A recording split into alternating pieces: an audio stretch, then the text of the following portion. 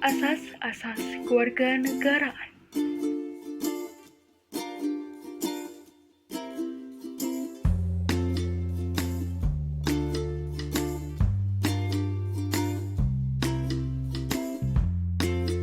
Warga negara merupakan salah satu unsur dari negara yang harus dipenuhi untuk bisa disebut sebuah negara. Pengaturan tentang kewarganegaraan merupakan suatu cara untuk membedakan warga negara suatu negara tertentu dengan negara yang lainnya. Membahas mengenai sejarah perkembangan sejarah status kewarganegaraan di Indonesia.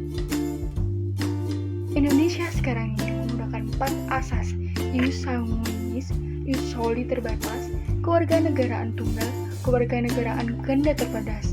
Awal mula status kewarganegaraan pada tahun 1946, Indonesia telah menetapkan Undang-Undang Nomor 3 Tahun 1946 tentang warga negara dan penduduk negara yang dimana kriteria warga negara yaitu orang asli dalam daerah negara Indonesia dan bertempat kedudukan dan kediaman di dalam daerah negara Indonesia.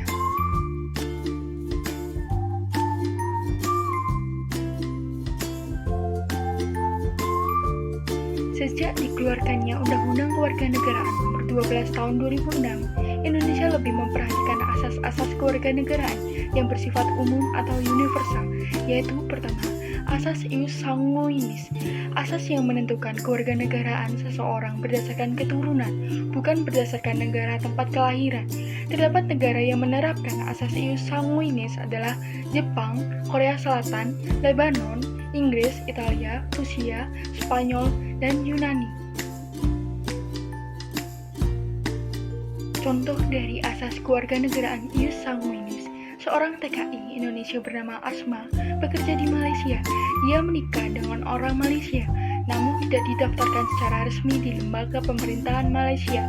Selanjutnya, dia mempunyai anak yang diberi nama Eva. Di dalam kakak hanya tercantum nama Asma dan Eva. Tidak ada ayah, berdasarkan asas kewarganegaraan yang dianut oleh Malaysia.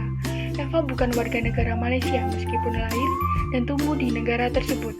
Oleh karena itu, Eva tidak memiliki kewarganegaraan dan dia dikeluarkan dari sekolah pada usia 7 tahun karena pihak sekolah tahu bahwa dia bukan warga negara Malaysia.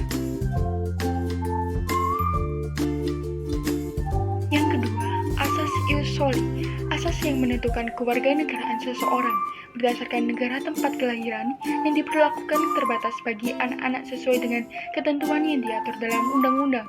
Terdapat negara yang menerapkan asas ius soli adalah Amerika Serikat, Argentina, Brazil, Jamaika, Kanada, dan Venezuela. Contoh dari asas kewarganegaraan ius soli, Elkan Bagot adalah pemain sepak bola asal Thailand. Apabila didasarkan atas hukum Thailand, dia adalah warga negara Thailand karena lahir di Thailand yang menganut asas ius soli. Meskipun dia keturunan Inggris dan ibu yang berkewarganegaraan Indonesia, menurut hukum Thailand, dia berkewarganegaraan Thailand. Yang ketiga, asas kewarganegaraan tunggal. Asas kewarganegaraan tunggal merupakan asas yang digunakan untuk menentukan suatu kewarganegaraan bagi setiap individu. Beberapa negara dengan pandangan ini meyakini apabila seseorang tidak melepas atau menolak kewarganegaraan lain, padahal dia sedang memiliki satu kewarganegaraan, maka negara yang menerapkannya asas ini akan menyopot status kewarganegaraan. Itu asas kewarganegaraan tunggal. Leo Polan adalah artis Indonesia. Ayahnya berkewarganegaraan Amerika Serikat yang menganut ius soli dan ibunya berkewarganegaraan Indonesia yang menganut ius sanguinis. Oleh karena Indonesia menganut asas kewarganegaraan tunggal, maka dia harus menentukan kewarganegaraan apakah Amerika atau Indonesia. Oleh karena itu dia menentukan untuk berkewarganegaraan Indonesia. Keempat, asas kewarganegaraan ganda terbatas. Kewarganegaraan ganda untuk anak yang salah satu orang tuanya berkewarganegaraan Indonesia dan satu orang tua lainnya berkewarganegaraan asing.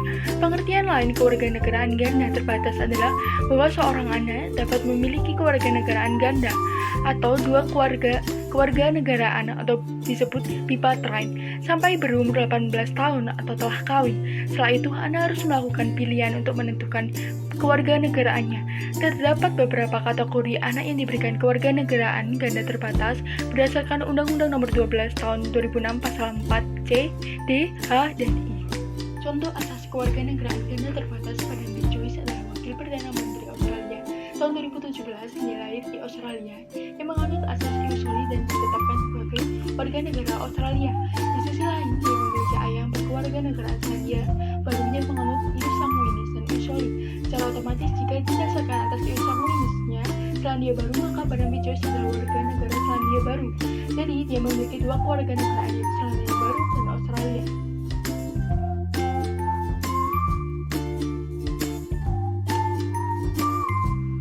Di Indonesia terdapat 4 asas kewarganegaraan, antara lain asas ius sanguinis, ius-soli terbatas, kewarganegaraan tunggal, kewarganegaraan ganda terbatas. Status kewarganegaraan secara yuridis diatur dalam peraturan perundang-undangan.